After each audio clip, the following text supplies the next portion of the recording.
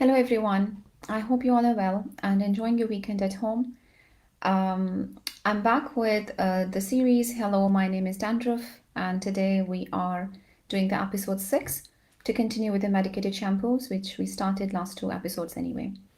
So while I'm waiting for the people to join in, as how we do always, I'm literally going to start with some questions which I picked up from the last live and in between what people have sent messages to us.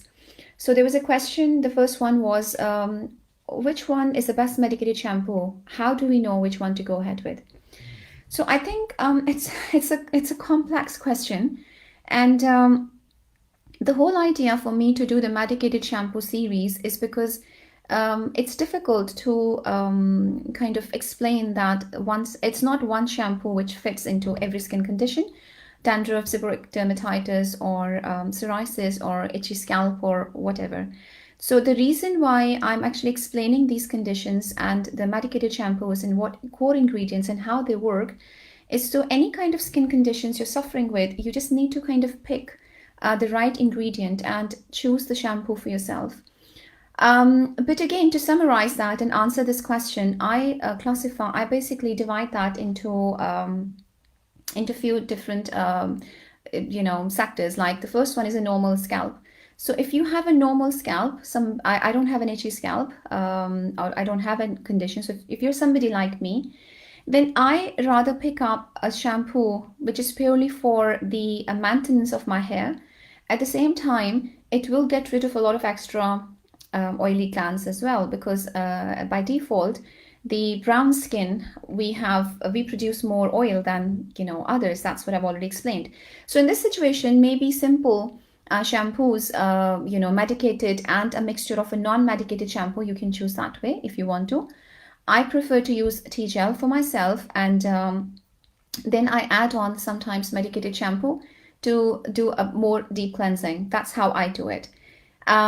So that's the answer to this. If you suffer with mild dandruff, then it depends on that, are you kind of living in that area where it's too much dry or damp or humid environment, because that can facilitate that.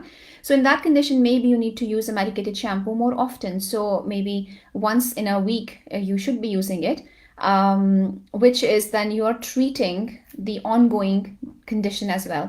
However, if you're on the other aspect, the other extreme, where you have, more scaly areas, dandruff is kind of worse, where it is transformed into seborrheic dermatitis or psoriasis, and you see a lot of scales and which is kind of shedding, or you have very itchy scalp, or you see that people are commenting on you that they see this fine white or yellow patches on your shoulders or on your clothes.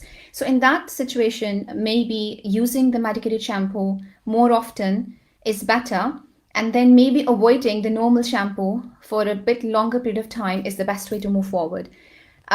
So I will be talking a little bit more later on in coming episodes about eczema and medicated shampoos and few other skin conditions. I already have touched the psoriasis and seborrheic dermatitis mixed condition in the last episode, so please watch that.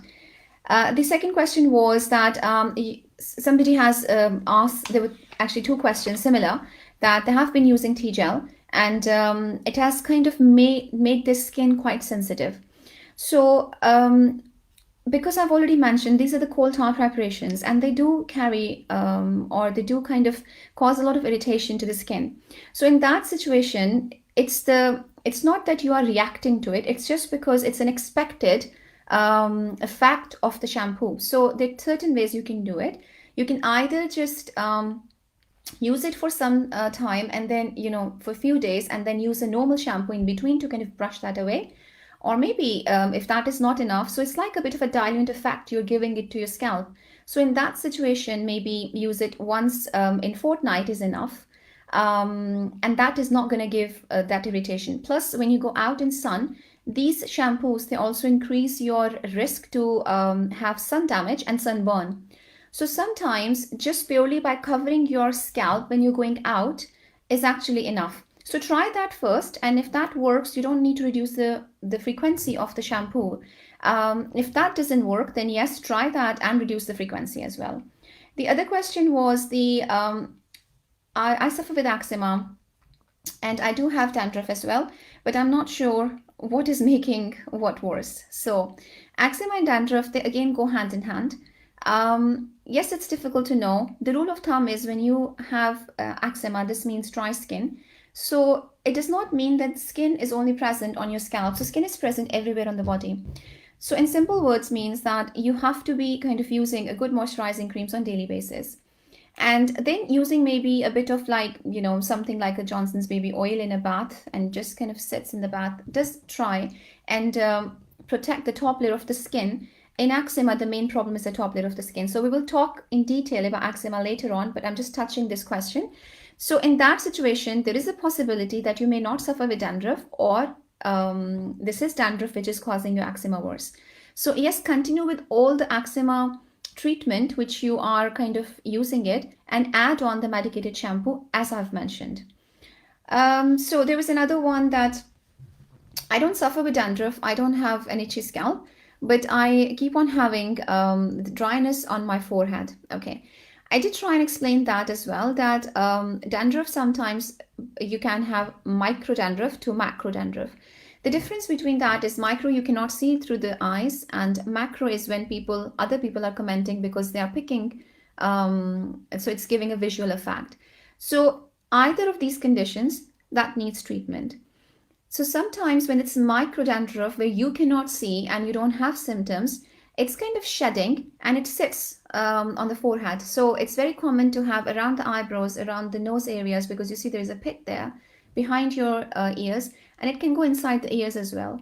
So then the next question was, I suffer with itchy ears, and you did mention about that this could be seborrheic dermatitis. How does that work? So the answer to that is similar, that the dandruff is shedding, and it can go inside your ears as well, because you have hair inside the ear. So that's kind of going to trap all the foreign body. And this dandruff is also a scale which your ear is actually taking as a foreign body as well, and it's trapping, just trying to kind of act like as a bit of it's like saving your what is going inside your ear. So when that sits there, that dryness, that has got the fungal stuff in there as well. So you can have the same process initiated inside your ears, which means the lining of the ears can get affected. So the commonest thing people get is itchy ears. And it's a very simple way. What you can do is just use olive oil drops. At home, if you're using olive oil, take that and use drops. How long? There is no, kind of recommended length of time. You can use it maybe for a month. You can use it as a trial. If that gets better, perfectly fine. But the core, what I'm trying to explain is not only treating the ears is going to solve your problem. You have to treat the ears and you have to treat the scalp as well. So use the shampoos as I've explained.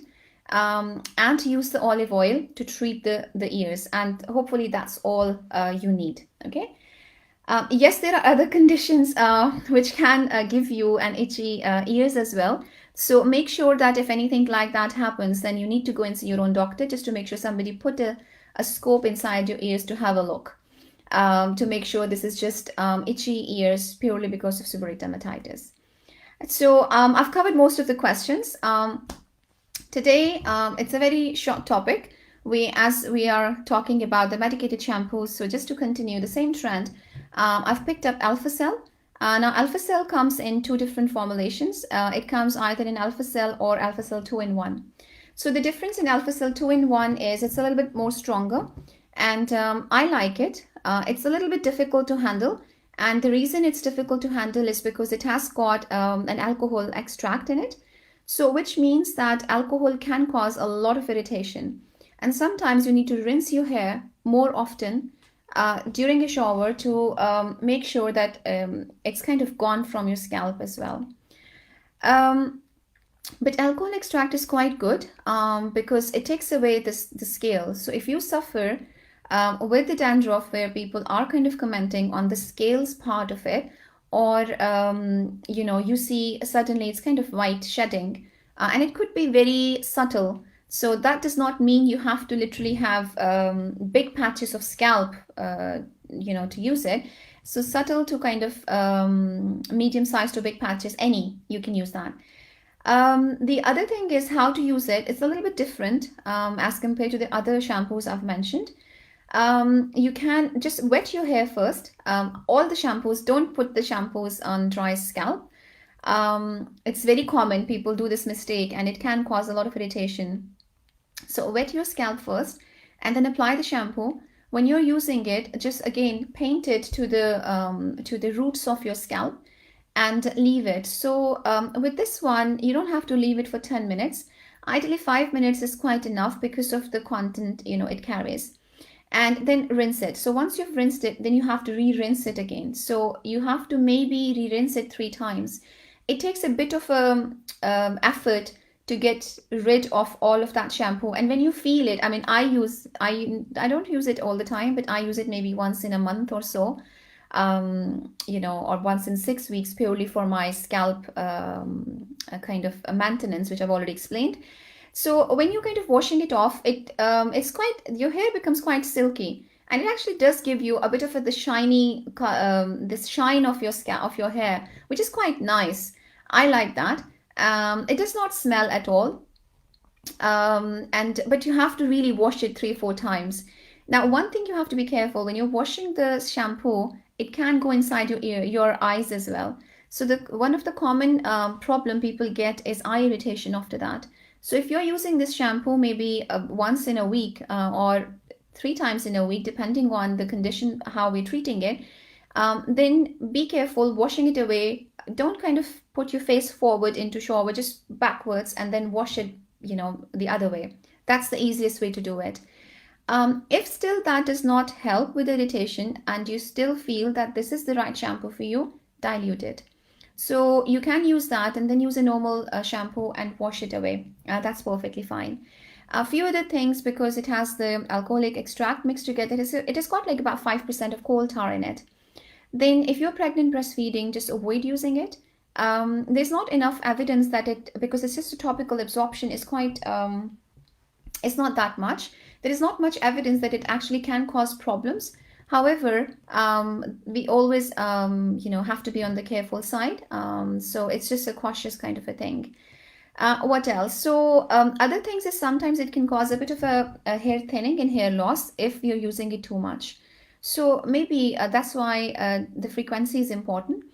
It can also change the color of your hair. So if you have dyed your hair, you have to be careful.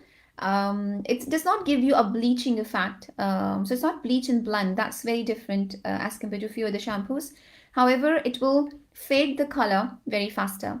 So sometimes it's okay to use this and then use a color-friendly normal shampoo, which will maintain the color. So it's like a bit of an extra coating, you used it on the top.